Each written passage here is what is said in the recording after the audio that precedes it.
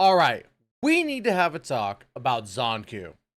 Zankou seems like the DPS character that we've been wanting for a long time. I mean, we kind of have been wanting her for a long time, in essence, because she's so goddamn hot. But outside of that, sorry about that. Outside of that, she seems like she's going to be a very good DPS character to have amongst your teams. So today we're going to be talking about her kit, seeing if she might just be worth that little bit of currency that you have, and also, what's to come. But before we get into that, make sure to like, comment, subscribe. Let me know what you think about Zankou and NTE. Don't forget to check out GamerSupps. Use code Tystra for 10% off of your purchase because GamerSupps is fantastic stuff. Gluten-free, keto-friendly energy, good for soul. Now, let's go ahead and dive into her kit. So first things first, we got her basic attack, Wildfire, reality form. Is a 5-hit combo, and the 5th hit pulls nearby enemies in. Grants hunt during this chain, right? Now, being able to pull in enemies as you're like actually fighting them is really good. Being able to actually like bring them in and kind of, I guess, control them in the arena is always something that I'm going to look forward to. That's why I really like Sakiri's skill, is because she's able to bring those enemies in, especially when I'm doing pause heist. That's just kind of like a random thing. So if I could possibly replace her with a Zankou instead, it depends on how good the Wildfire 5th hit is. Graceful Shadow in reality form. Hold attack during Wildfire's 1st or 2nd hit to trigger. And as you can see, it shows little animations. That's why I kind of like this site when it shows all this stuff. We got Nightmare Dance Illusion form, which is a 4-hit combo, and each hit applies 1 stack of corrosion. The 3rd hit pulls enemies, and each hit spreads up to 4 DOTs, or damage over time, on the target to nearby enemies, including the original target, and grants enchant, which counts as a follow-up attack. Now, we've talked about 3 different things here that aren't entirely explained, so let's go ahead and dive into that. First things first, we have Zankou's part of the kit where it talks about the hunt. Hunt is a buff to Zankou's normal attack. So it provides a direct boost to her personal damage output, around 40% personal damage increase to maximize her baseline attacks between transitioning into her illusion stance. And then we talk about corrosion, which corrosion is what ties in the active DOTs on nearby enemies. And then of course enchant, which it tags her state while shifting between reality and illusion forms, assisting her loop and incantation main damage, which spreads and detonates status effects. This could actually up all the way to 50% of DOT crit damage. So there's those so far, and we're only partially into this kit. We have Brand Break, which is the airborne attack. AoE on landing damage scales with fall height up to 100%. Then critical repost, perfect dodge encounter, deals damage and reduces stagger value.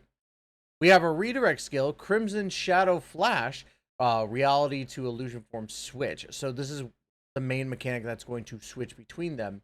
Enhanced version usable for Wildfire 4th and 5th Graceful Shadow or Void Return, applies corrosion and triggers chaos, a massive stagger damage in a larger AoE hunt, clears with a delay on switch, interrupting before the swap completes, and it does not change forms. Wow. So basically we're getting that DOT corrosion, and then chaos is a brand new thing that's a part of this as well. And that's only the first part of the skill. We also have the Soul Severance Illusion to reality switch. So one does from reality to illusion, the other is an illusion to reality switch. This is the enhanced version, usable near the end of illusion, and deals AoE damage, applies corrosion, and triggers annihilation. Activating ultimate Blood Feast Dreamscape illusion ends on cast, ultimate end, timeout, and swap out. An enchant clears with a delay on switch and counts as a follow-up attack. Interrupting before the swap completes does not change forms.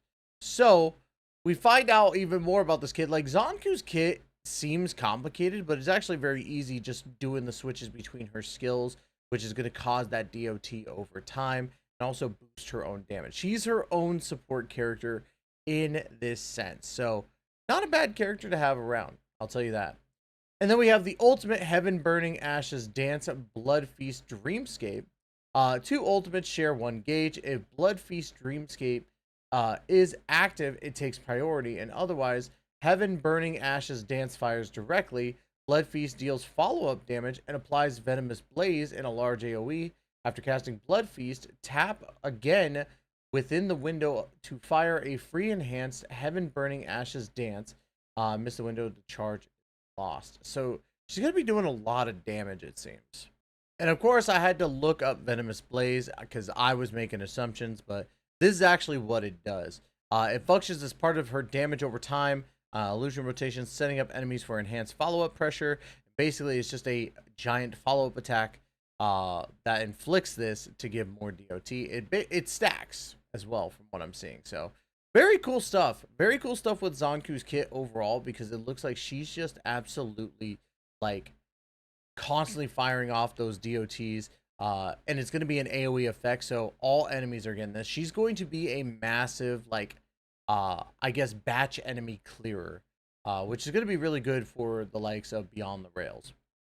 So we got the passives here. First passive, Dusk Fading Sun Turbid Blaze, stacks up to 3. When an ally applies a DOT to a Turbid Blaze target, Zankou adds 1 stack. Existing Turbid Blaze damage type, element, and duration refresh on the new application. Applying Turbid Blaze itself does not trigger this. So basically, she's adding more stacks of just damage on top of the DOT that other characters do. So very cool stuff right there. And then we have Crimson Mirage. Enter combat with 100 resonance value, 30-second cooldown once per battle, plus 100 resonance strength while on the team. We also have Zankou's weapon of choice, which is the Demon Blade. And this one's going to be a crit rate booster, which is definitely needed when it comes to characters, in my opinion. Note, the effect increases crit rate by 16% as well. So not only are you getting a 24% crit rate, but you're also getting 16% crit rate on top of that, meaning that you're getting a 40% crit rate boost just from this thing alone being fully awakened.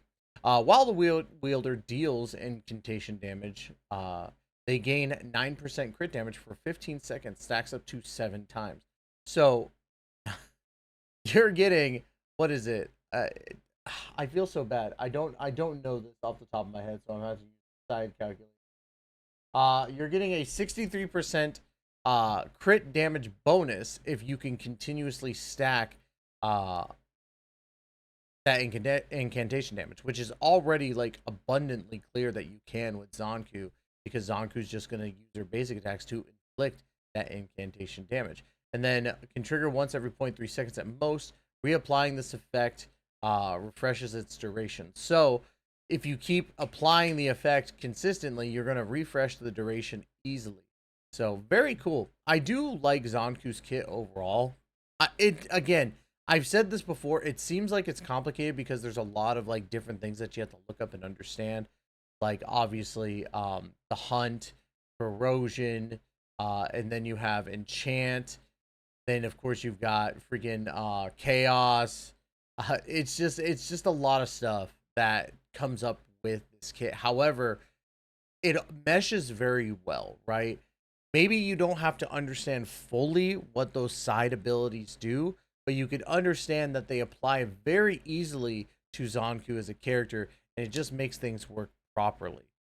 So is Zankou a must summon? In my opinion, yes. I think that Zankou, being as good of a DPS as she's going to be, and we're so early on in the game, I think that she is one of those characters you don't want to miss out. Especially since like these characters are guaranteed when you summon for them. So I think it's pretty abundantly clear you should be summoning for someone like Zankou. But that's going to be it for today's video. Like, comment, subscribe. Let me know what you think about Zankou. Would love to hear everybody's opinion. And yeah, thank you so much. And as always, we will see you in the next video. Please take care and be safe.